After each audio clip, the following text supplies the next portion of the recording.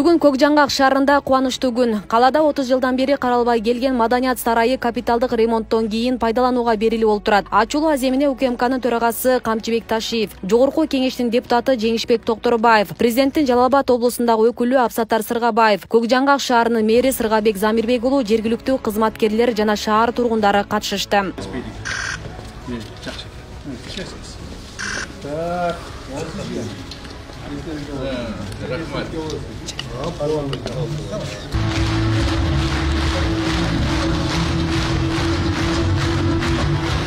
Маданият үйүн ремонттон өткөрүү президент Садыр Жапаров, УКМКнын төрагасы Камчыбек Ташиев, эл өкүлү Жеңишбек Токторбаевдин көзөмөлүнүн астында жүргөн. Оңдоого кеткен каражатты толугу менен демөөрчүлөр көтөрүшкөн. Маданият сарайына келе турган болсо, ушул Маданият сарайынын ахыбалын мен бир нече жылдар мурда көрдүм эле.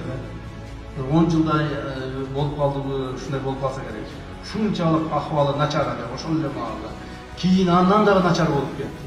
Бузулуп отуруп, үстүнөн суулар агып, эми өтө жаман акыбалга келип калган. Анан ушул мына эми колубуз жетти эле, мүмкүнчүлүгүбүз пайда болуп калды эле. Биринчи пайда болгон мүмкүнчүлүктөн эле ушул нерсени оңдоп түзөдүк. Бул жерде ачык айтайын, эң чоң эмгек бул жерде мына өзгөрүш айлаган депутат Жеңиш Токторбаев. Бардыгы жасалган жумуштар урматтуу президентибиз Садыр Нуркожоевич Жапаровдун, урматтуу генералыбыз Камчыбек Ташиевдин колдоосу менен болду. Бюджеттен бир тыйын алган жокпуз. Ушу эки киши колдоп кубаттап 12 миллион 750 миң 500 сом акча кетти. Урматтуу жердештерим, бардыгын тыйынына чейин жазып, мен досторумдун кантип иштеп атканын көрүп, кантип акча таап аткандарын көрүп, кой ушул бетим чүркөө болуп калбасын. Биринчиден достордун алдында, экинчиден элдин алдында ар биринин тыйынына чейин квитанциясын топтоп столуна коюп койдум. Эч качан şu elge деген акчаны элге сарптайлы, элдикин жебейлі деген максат менен. Урматтуу жердештер, залыңар куттуу болсун. Буга чейин Маданият сарайынын имараты мышык ыйлай турган абалда болчу. Анын ичиндеги 500дөн ашык орундук, концерт өткөрүлүүчү зал, музей бий залы талкаланып, майрамдык кечелерди өткөрүүгө таптакыр жарабай калган.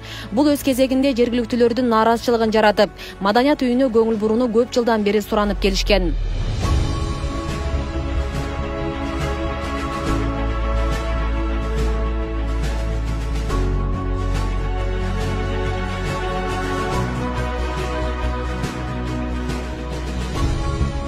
Көкжаңгак шаарынын эң көйгөйү эмне деп суроо элдер менен жүргөнүбүздө ушул Маданият сарайды айтты. Себеби Көкжаңгак шаарында акыркы 30 жылдан бери концерттер болбогон, маданий иш-чаралар болбой, себеби Маданият сарайынын абалы авариялык абалда болгон.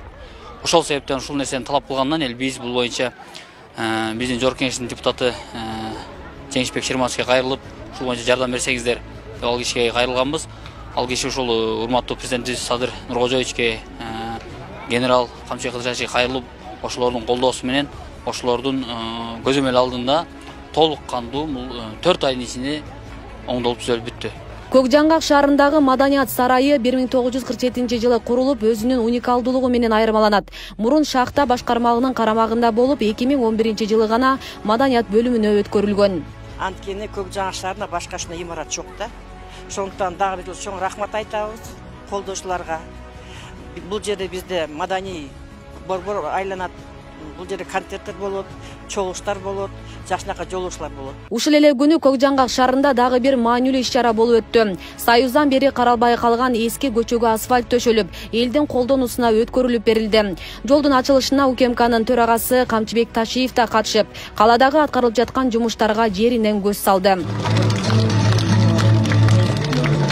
Мына Көкжаңгак шаарында да быйыл мына жолдорубуз курулуп атат.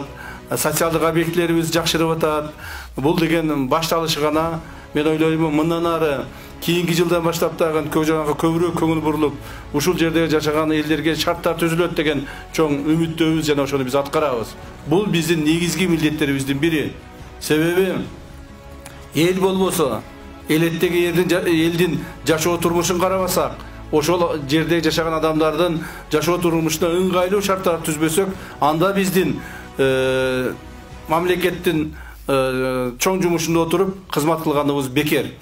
Биздин кылган ишибиздин, чуркаган ишибиздин, ошо эл алдына чыгып элди башкарып турган ишибиздин эң башкы натыйжасы элдин жашоосун өзгөртүү, жакшы жакка.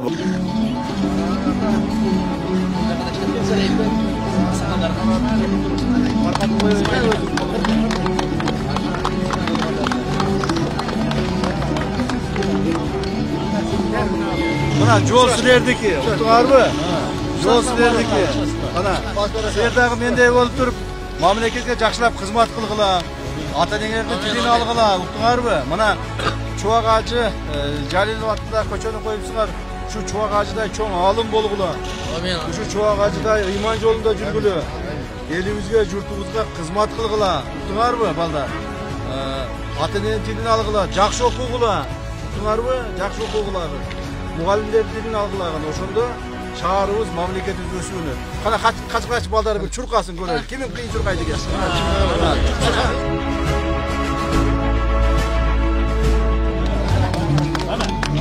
Ay mallar ya. Yaxşı. Бейле кетсек, окуучуларды мектепке алып барган жолдун асфальттоо ишине номер 31 жол тейлөө ишканасы тарабынан каражат бөлүнүп, жумуштар аткарылган. Учурда элдин талабы менен жаңыланган көчө эски аталышынан Чубак ажы Жалиловдун атына өткөн. Асия Сыдыкова, Замирбек Тойчубаев, Регион телеканалы.